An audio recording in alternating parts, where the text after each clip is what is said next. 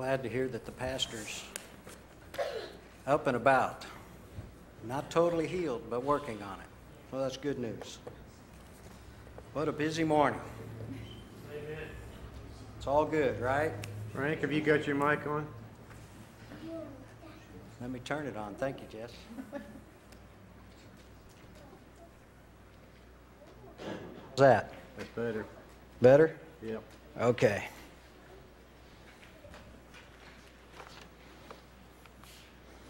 All right. If I get myself situated here, I'll be good. Stop embarrassing me, Mom. Are you trying to make me look like Grandma? I want to wear the clothes that I want to wear.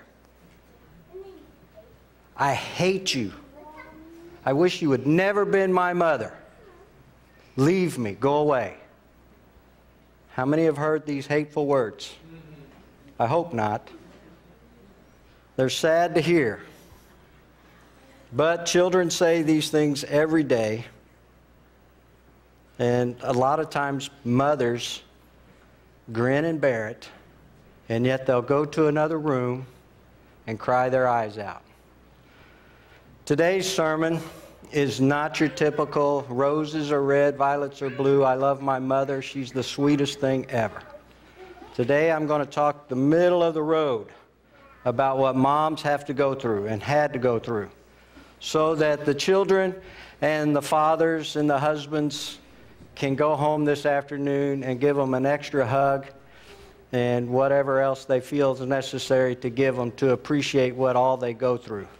Because what I want to talk about today, I feel that we have a tendency to put on the back burner and forget that that's what mothers have to go through. So if you don't feel all warm and fuzzy inside, that's okay. I still love you, each and every one of you mothers, okay? Why do mothers have pain when they give birth to their children? This lady right here is the reason why. So you only have yourselves to blame. In Genesis 3:16, unto the woman he said, I will greatly multiply thy sorrow, and thy conception in sorrow thou shalt bring forth children, and thy desire shall be to thy husband, and he shall rule over thee. Multiply thy sorrow, meaning great pain when you give birth to that child. When a woman is giving birth to a child, the typical stories that I hear is, you're never going to touch me again. I'm not going through this again. This is the one and only that we're having. But I've never heard a story where the mother says, when I see Eve, I'm going to let her have it. I've never heard that. How many have thought of blaming Eve instead of the husband? Aha. It's the husband, it's the father's fault. So it's kind of interesting that that part of history, that part of the story of Eve, we never hear about. In John 16:21, it makes it a little bit more understanding and bearable. A woman, when she is travail, hath sorrow, because her hour is come. But as soon as she is delivered of the child, she remembereth no more the anguish for the joy that a man is born into the world. Agreed? How long does it take you to forget that all that childbirth was hurtful, and then when the doctor puts the baby on your lap or on your belly, you're just grinning from ear to ear, you've counted the fingers, you've counted the toes, and everything's happy, hunky-dory. Right? Okay. Going back to the beginning, Eve was named by Adam. Adam got the privilege of naming Eve, and her name means mother of all living.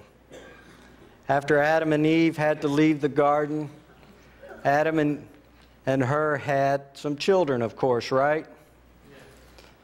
And two of the children are very famous to us because of what happened between them, Cain and Abel.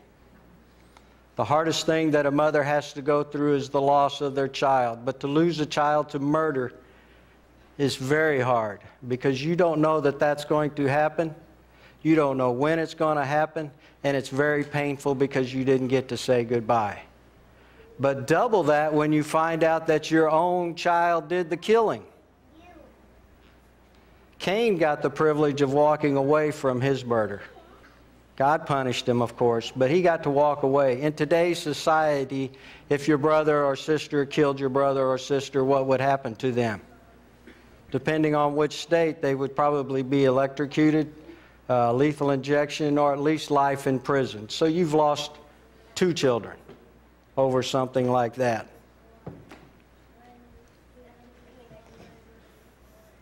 Everyone knows that the parents are supposed to die first. From the experience of my mother losing my sister when she was only 32, it's very hard on mothers to lose a child. It's hard on the fathers, but I think it's exceptionally harder for mothers to lose their child because they had an extra 9 months of carrying that child. They had the ability to be closer to that child. So I believe it's harder for the mother to get over the loss. But moms are very resilient, moms are very tough, and you'll never know, unless you secretly walk in on them crying, but you'll never know how they feel about their loss of that child. In Titus, this is how strong mothers are supposed to be.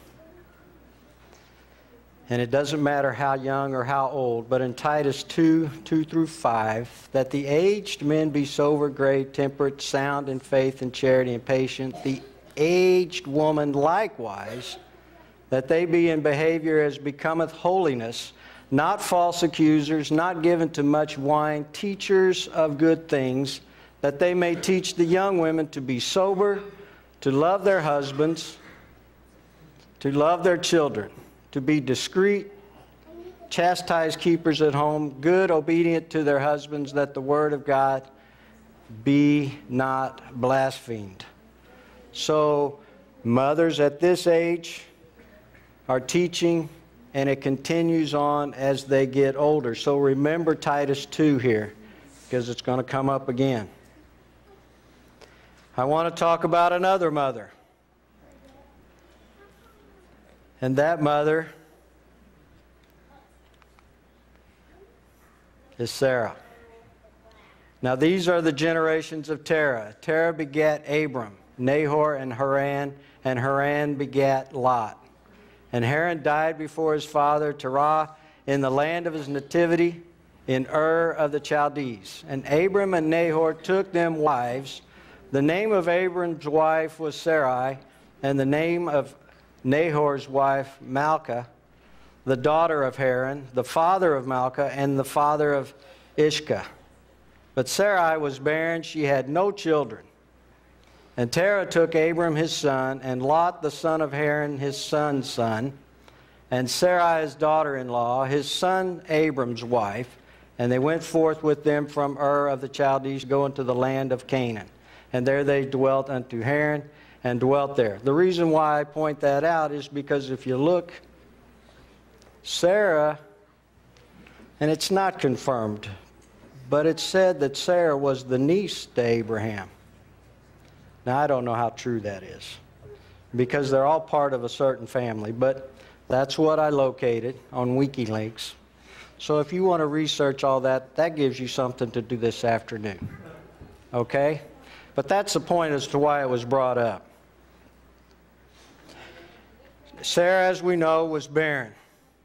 Sarah, we know, was not strong in faith because she gave up on God's promise. And so she gave Abram another woman to have a child to start his future, his nation. But God was still faithful, and he gave Sarah a child whom we know as Isaac.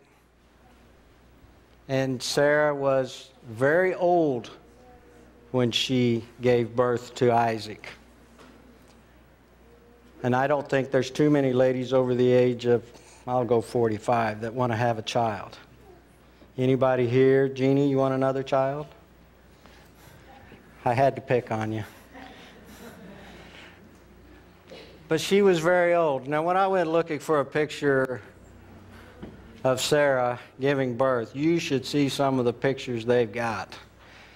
They've got some where the poor lady was bent way over and her skin was down to the ground, and I don't believe she looked that way, but I was half tempted to put that picture up here and make you all feel so much better. But she was old. Now, Sarah giving birth in itself is a miracle. But what if Sarah knew the story of what was going to happen as Abraham was told to take his son, his only son, Isaac in this case, well, not his only, but in this case Sarah's, and they were going to do a sacrifice. And if Sarah knew that Isaac was the sacrificial lamb, would it have been very easy for Abram to take Isaac up on that mountain? How hard would she have fought for that child? Her faith was not that strong in the beginning. So how strong would she have been knowing that God would have saved her son? Mother's intuition. I think her faith would have been a whole lot stronger. That's my personal opinion. I believe she would have remembered that God carried out his one promise and that he would bring no harm to Isaac if she knew.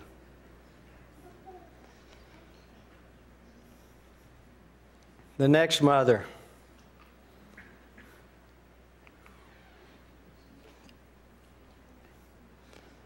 is the mother of Moses. And again, I want to read this to you. And these are the names of the sons of Levi according to their generation, Gershon and Kohath and Merari.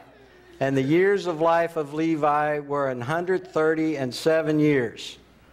The sons of Gershon, Libni and Shimei, according to their families, and the sons of Kohath, Amram and Ishar and Hebron and Ezel.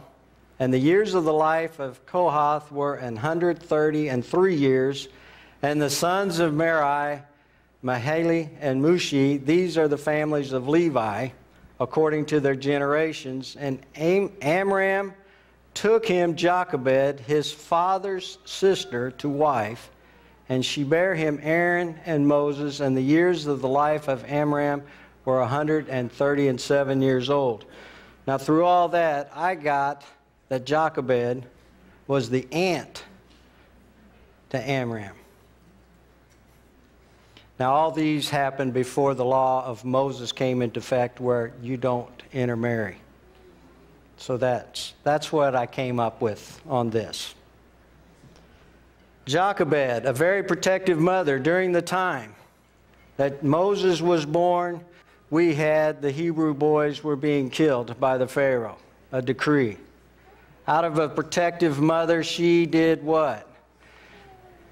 She took and hid Moses in the reeds, watching out for him. God watched over him as well. Miriam, his sister, watched over Moses while he was in the reeds. And God took care of Moses. And in Exodus 2:2-3, and the woman conceived to bear a son, and when she saw that he was a godly child, they hid him there for 3 months. And when she could no longer hide him, she took for him of the ark of bulrushes and daubed it with slime and pitch and put the child in the river. But we know what happened later was that Pharaoh's daughter found the baby, brought him into the Pharaoh's kingdom, raised him, taught him the teachings of the Egyptians, gave him great wisdom, and in all this time he did not forget his background. Because who got to raise him? His mother, right? So he always was with his mother, the very protective mother that God made sure was able to raise him the way that he needed to be raised. The Lord watched over Moses from the very beginning because he had a mission for God. But don't forget mother. Jochebed had to be watched over as well. After giving birth, she could have easily lost Moses to that order. There's another mother that we don't talk about, and that is Bathsheba, who gave birth to Solomon, who grew up to be a great king. He asked God for wisdom and knowledge. But when Bathsheba gave birth to this young boy, did she anticipate such greatness out of him? Yes, she expected a prince, a king, all this going on, but did she expect or know that he was going to be of greatness? Everybody wants their child to grow up and be president of the United States. I personally wouldn't wish that on anybody at this time and age, but everybody back when thought that was a great idea. So when King Solomon grew up and became a great king, she was probably very proud of her young boy. But remember who Bathsheba was and the sin she committed with King David. She was a married woman who committed adultery and then ends up giving birth to a very young man. Strong, smart, intelligent young man. Mothers have a long list of responsibilities.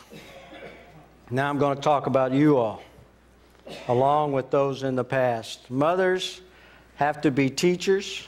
Mothers have to be nurses. And did you know that mothers are supposed to pick out the wives for their sons?